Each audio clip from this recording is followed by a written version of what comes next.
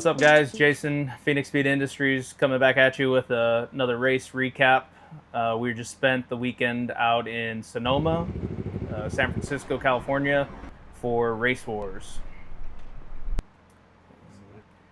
Coming into this race off of GTR Fest and Texas 2K, we've had some significant issues with engine combinations that we were basically getting one pass and having to tear apart the motor, the top end of the motor, to fix issues. So we were challenged with it.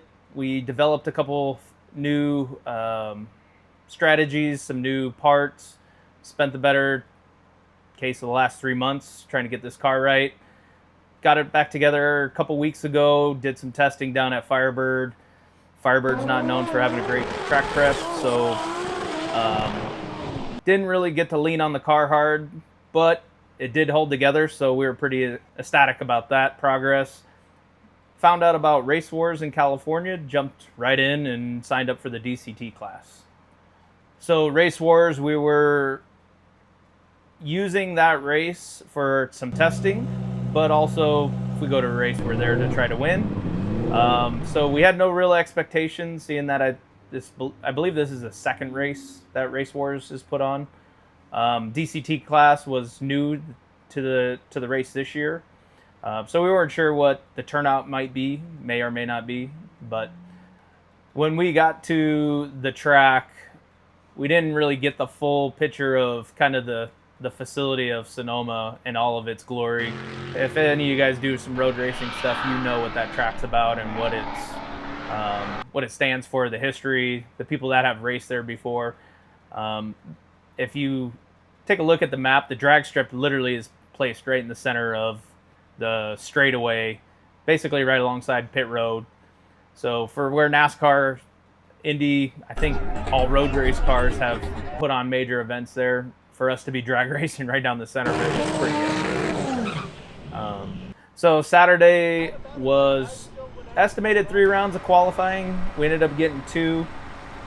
We made a mess out of both of them. The first pass, the car didn't want to launch because the TCU was pissed. So we added a line lock for the front wheels. Works great in the shop. As soon as we do it at the track, decided to piss the EC off and not let us launch. So yeah, we didn't get the leave on two-step, but I think we rolled it out at a 207 out the back end.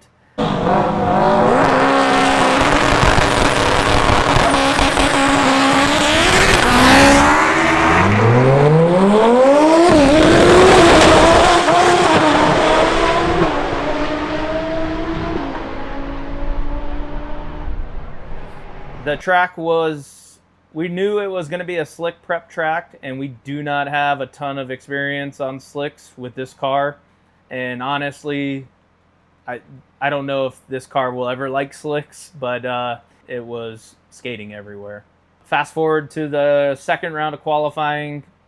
Same thing. We do a little bit of a change. We try to turn the car off after our burnout, try to reset the system, and I failed again.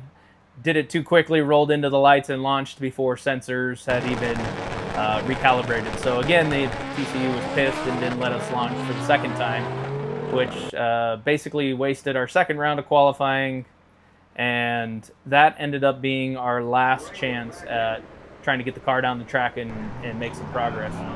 I guess the caveat to that was we rolled it out the back both times, motor held together beautifully, everything's been working, so we're actually super excited. Sunday morning, get the car out the trailer, get it warmed up. We had a class of 13 cars on Saturday. After qualifying, I guess a bunch of people went home maybe, but we ended up with 3 cars left over in the class, so technically wasn't much of a race anymore, but there was Wes Hawkins in his GTR and a very fast all-wheel drive Civic, and one more black GTR, Black Zilla, I believe it is. And we drew him for the very first round. First round, pulling into the burnout box, we kind of slow things down a little bit to not piss off the TCU and enable us to launch, do a burnout, everything's great. Stage the car, comes up on two-step. I'm already excited. I know the car's actually going to launch when it goes up on two-step. And as soon as the lights drop, I believe he red lit. And right then I knew the race was kind of over, but kind of stayed in it, did a full pass, ran it out the back. Everything held together, car worked great. So on to the second round.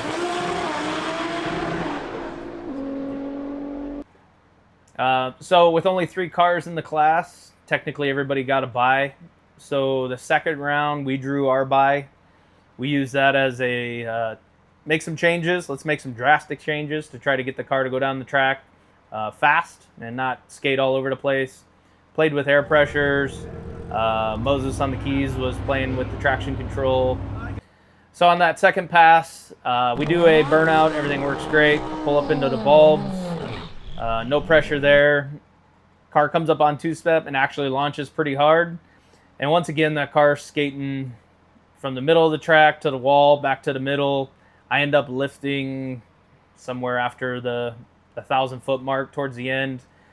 Same thing, ran a 190, letting off, ran a 7.3, 7.4, 190 miles an hour.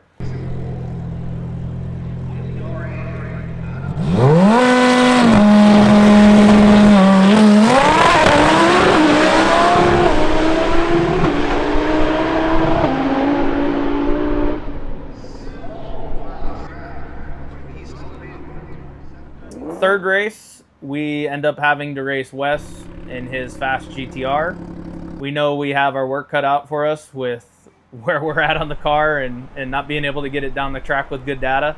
So we try to make another small change, knowing that if we run the same number, we'll have to lose to a better pass. So we get in the burnout box, everything works fine, take our time, letting sensors reset, get up to the lights. Bulbs drop, I get the jump. Out of the corner of my eye, I believe I'm out on him at least to maybe half track.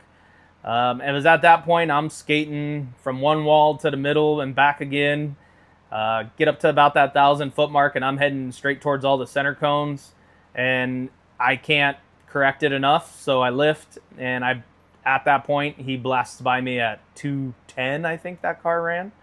I ran a 7.3, 7.4 again at 198 miles an hour.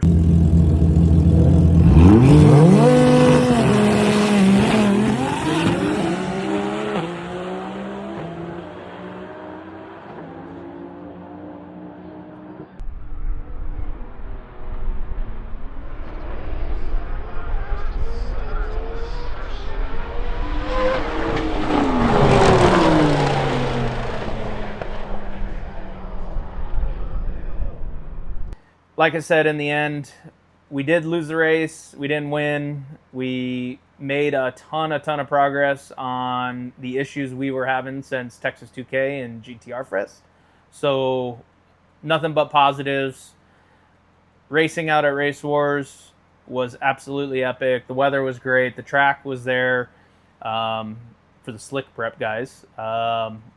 Next go around, we definitely got some insight with them on trying to get that radial prep for these cars.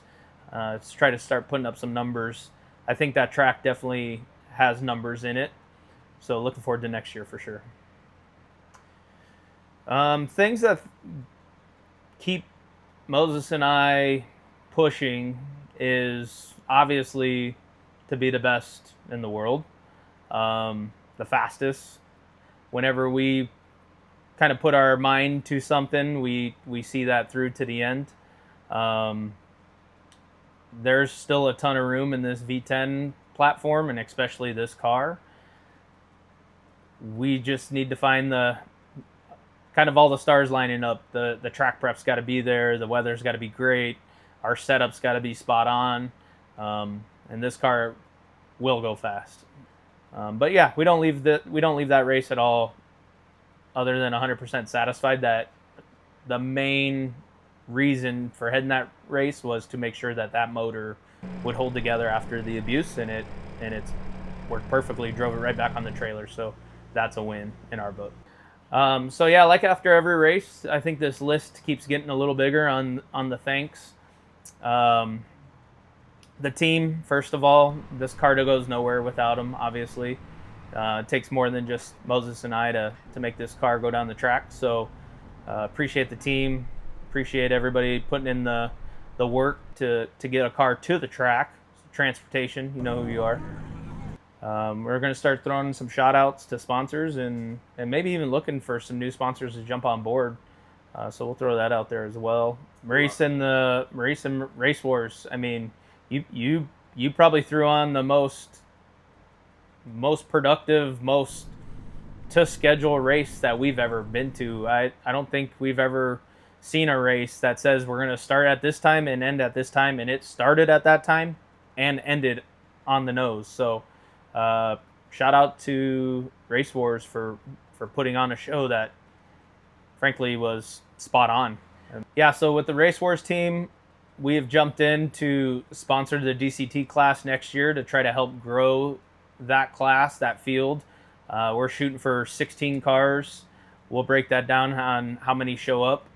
With the amount of effort that RaceWorz puts into this event, I would assume that it's going to get bigger and bigger.